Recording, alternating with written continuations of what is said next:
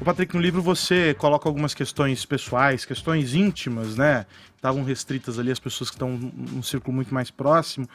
Então você fala sobre o câncer da sua ex-mulher, sua relação com os seus pais. É óbvio que tudo isso tem um impacto no homem, tem impacto também no profissional, mas de que maneira tudo isso reverberou, de que maneira tudo isso afeta você e foi determinante para essa decisão de parar? Foi bem determinante, na verdade. Aliás, até retomando a partir dessa pergunta o que o Caio falou há pouco, por que eu divido o livro em duas partes, né? A primeira parte eu conto exatamente sobre o processo da saída, né? Processo até um pouco de angústia que eu vinha vivendo, tentando buscar outros horizontes, de alguma maneira, ver as coisas de uma forma diferente. Mas depois, quando você para, e assim eu conto na segunda parte, que eu entro nessas questões que envolvem o meu lado pessoal, né? Porque é um pouco aquilo que eu estava dizendo anteriormente. Quando você desacelera, você abre espaço para que as coisas que são suas, só que muitas vezes pela sua rotina, pelo seu estilo de vida, aquela forma acelerada que a gente vem vivendo, a gente não dá muito espaço. Então, quando eu resolvi parar, isso aflorou. Eu senti uma necessidade de passar isso para o papel. Porque a escrita tem um poder muito forte, né? Todos nós aqui como jornalistas, a gente sabe a força que tem. Claro, eu não me refiro aqui ao hard news, aquela notícia que a gente escreve para o dia a dia, enfim. Mas a escrita pessoal é muito forte. E eu acho que no livro, isso de alguma maneira eu fui trabalhando e as coisas foram brotando, né? Foram vindo. E aí sim, essa segunda parte do livro, eu passo por essas questões, que eu conto um pouco do meu primeiro casamento, a dificuldade que eu tive, passei por um drama muito difícil, mas que ao mesmo tempo foi muito forte, me deu um pouco de casca, né? Isso é um pouco vivência, a vida de alguma maneira, né? Você vai se encontrando de alguma maneira. E aí eu reflito um pouco também sobre algumas ausências que eu tive ao longo da minha vida, né? Que me marcaram, porque isso é um pouco Freud, né? Um pouco psicanálise de alguma maneira, porque todos nós, de alguma maneira, você é o teu pai e a sua mãe, né? E uma ausência também te constitui. Então eu passo num dos capítulos sobre a ausência também que eu tive do meu pai durante a vida e senti essa necessidade, porque o fato é que o livro eu me abro, né? Eu me sentia, eu precisava estar muito seguro daquilo, é o que até a nossa colega Vera Magalhães fala no prefácio, quer dizer, tem que estar muito seguro de si para expor tudo aquilo que, de certa maneira, é meu, a minha história, mas que também pode ajudar muitas pessoas, que às vezes ficam fechadas. Ressoa, né? Ressoa. Eu acho que eu tenho um drama aqui, você tem outro, acho que todo mundo, de alguma maneira, tem histórias que são fortes. E eu optei por falar o que eu sinto, né? Eu mergulhei mesmo eu falo na vulnerabilidade, que é isso, é contar um pouco a minha história, vivência, vida, não tenho que esconder isso de ninguém, e acho que me senti seguro de falar, mas assim, é um livro forte, né? Com algumas questões que sempre me povoaram. Falando ainda sobre fatos determinantes que fizeram você optar por essa decisão de tirar o ano sabático, você teve aí 24 anos de Jovem Pan, mas desde 2013, quando assumiu a gerência do jornalismo, foi bem nessa época que a política no país explodiu, essa tensão, essa polarização. Você esteve à frente de programas como 3 em 1 e Os Pingos nos Is, né, com muitos ali comentaristas, com opiniões firmes, a interação com o público. Tudo isso também colaborou para que você tomasse essa decisão? Você diz um certo cansaço da política? O ambiente político do país. Acho que vem junto, né? Eu não acho que é só isso, mas de alguma maneira contribui. Até porque eu saí em agosto do ano passado, há 3 meses antes da eleição. Como é que foi para o repórter não estar ali num momento tão, sobretudo para você que foi sempre política e economia? Foi. Mas assim, eu já vinha sentindo a necessidade. Sabe quando lá no seu índice fala assim, essa eleição eu não vou conseguir atravessar? Eu sei bem. Nós também queríamos. Sei. Agora, mas sei. Tô sentindo. Sortudo fui eu que comecei depois, Patrick. Mas, pô, aí veio o Caio aí com essa tudo, pô. Mas você sabe que tem uma coisa muito interessante, Aros, que eu conto isso num dos capítulos do livro, que como foi pela primeira vez ver a política do lado de fora. Não aqui no microfone, entrevistando, sabatina, debates. É menos tenso? Né? Te deu outra visão? Foi diferente. Eu tava não no processo eleitoral, mas assim, o que me marcou muito, e eu conto isso no livro, Eu estava na Chapada Diamantina, na Bahia. Estava fazendo um trajeto que sai de Mucugê e ia até o Vale do Capão. E aí eu dei uma carona para um agricultor ali, até ele ficava numa cidade no meio do caminho, e aí ficamos conversando sobre política, mas eu via política a partir daquele agricultor, um pequeno agricultor no Nordeste, que tem uma outra visão, onde a política não chega, sabe aquela coisa que a gente tem uma ideia muito restrita da política, aquela coisa de Brasília. Cara, é muito maior. Assim, você pega o que foi o que é o lulismo, o que foi o que vem sendo o bolsonarismo, a história política no Nordeste é muito forte. Então eu consegui de alguma maneira captar ali um outro olhar que não era da minha rotina, porque a gente está aqui no microfone, a gente está aqui dentro, né? A coisa é muito maior. Patrick, você tirou o sabático, passou.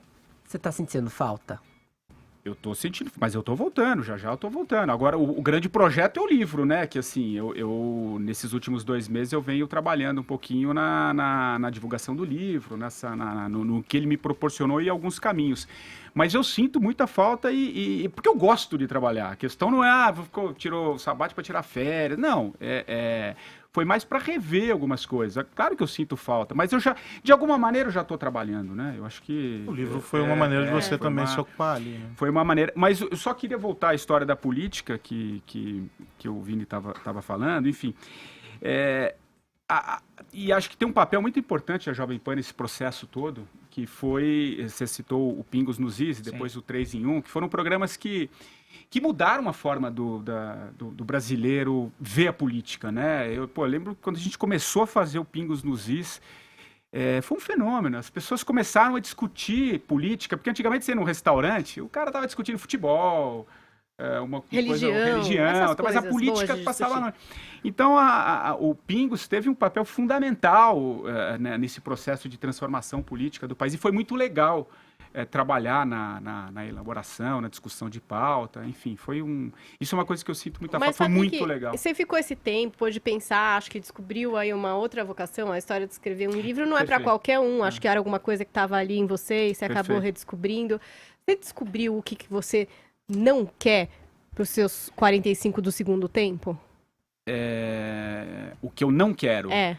O que eu não quero é aquela rotina muito estressante, muito pesada, de muitas horas de trabalho dentro de um ambiente. Eu acho que você pode contribuir de alguma maneira, e é muito legal a forma como o trabalho hoje está se colocando nas empresas de uma maneira geral, né? Acho que você pode achar caminhos que você não precisa necessariamente ficar um tempo inteiro, você pode contribuir de outras maneiras. Então, eu acho que aquela coisa de muito tempo, aquela coisa exaustiva, executiva de uma maneira geral, é um caminho que eu acho que não é por onde eu quero caminhar.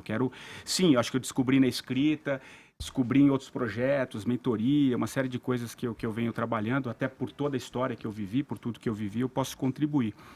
Mas eu acho... E outra, né? Acho que é uma coisa fundamental, e eu falo no livro, que é o propósito, né? Acho que trabalhar também com aquilo que você sente que a sua zona de força é muito legal. Porque quando você gosta e sabe aquilo que você está fazendo, você consegue exercer com muito mais maestria. Você mencionou essa história de trabalhei durante 12 tantas horas, sobre não querer voltar a exercer um cargo executivo, um cargo de liderança e etc. Você passou mais de 2 décadas na mesma empresa, o que contraria a lógica do mundo hoje, em que as pessoas vão pulando e vão alternando os empregos, as experiências, colecionando experiências.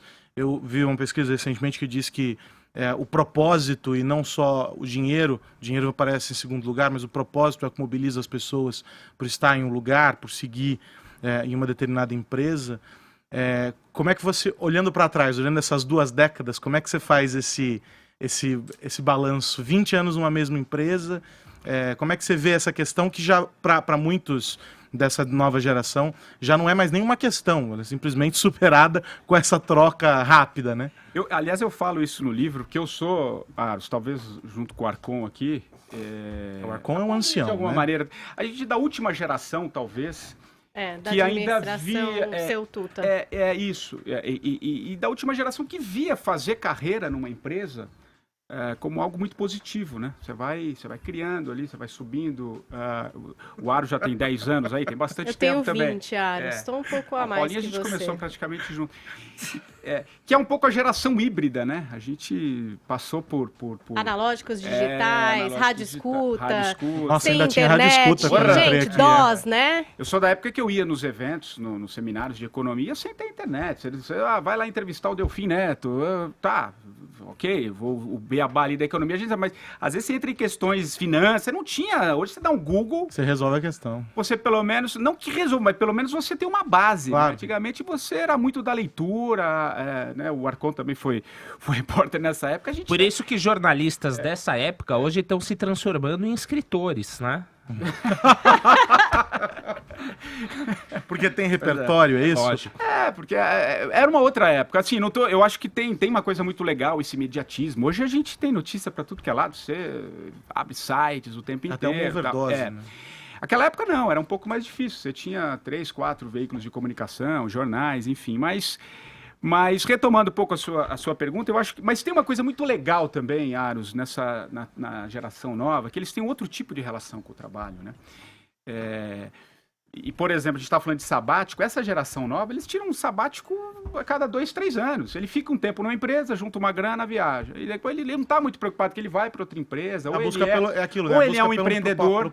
pelo propósito. né? Ele é um empreendedor nato, então ele não tem. A relação dessa geração nova com o trabalho é muito diferente da nossa geração, né? Então acho que. Ô, Paulinha, Fala, querido. quero saber como é que nós estamos no Twitter. A gente tá entre os assuntos mais comentados do Brasil, Ô, porque louco! quem hein? não Boa. quer tirar um sabático, não é verdade? Veja Marcelo Henrique, eu estaria bem parecida com ele, pensando no meu sabático, hashtag no meu sabático, eu vou viver num loop eterno. Durmo e acordo, durmo e acordo, durmo e acordo, durmo e acordo, Pô, mas não vai durmo e viver, pô, acordo. Nossa, mas posso falar, dormir é uma coisa que eu gostoso, chego é a gostoso, sonhar é bom, que eu tô dormindo mais, Na sabe? primeira semana, pelo menos, vai. Uns dias de dormir e acordo vai ser bom, eu acho. J. Mauro aqui, hashtag no meu sabático eu. Quem vive há 4 anos sem trabalho como eu está eternamente sabático. Veja que pensamento positivo. Mas Quantos são os milhões de desempregados agora? 13 Estamos em milhões, quantos? é, 13 milhões, cada dia mais. É maravilhoso. José Reinaldo, hashtag no meu sabático eu. Ficaria muito, mas muito sussa. Só com os pés na areia durante o dia, vendo as ondas do mar formando na praia. À noite iria ver séries tops e repeti-las. É e a turma que dormir faz sem horário para fotossíntese, acordar. né? O cara Gente, não mas come, essa- o cara faz nada. Mas, Gente, mas é sabático, não é Mega Sena, não, viu? Não, e é aquilo que eu disse de alguma maneira, tem muito mito aí. As pessoas acham que sabático é férias, são coisas diferentes. Eu acho que é estudo, é busca por outras questões, não é só isso. Mas enfim. Bom, quero agradecer o Patricão por ter estado aqui conosco Obrigado, nesta manhã. Sei Espero que todos vocês o lá, dia tem uma agenda intensa, ele está fazendo exercícios para poder autografar milhares de exemplares hoje. Então fica o convite para todo mundo. Hoje, às 6h30, na Livraria Cultura do Conjunto Nacional, na Avenida Paulista, do lado ali do metrô Consolação. Patrick vai estar lá recebendo todos nós para o lançamento de 45 do primeiro tempo, o que o sabático me ensinou sobre propósito de vida e carreira, e de quebra o Vinícius, com essa elegância ímpar, estará lá desfilando nos corredores da livraria, Não, né? não é possível. Espero todos lá, hein? Estaremos todos lá. Obrigado, Patricão. Obrigado a vocês, gente. Até mais tarde, hein? Valeu, Caio. Tchau, tchau.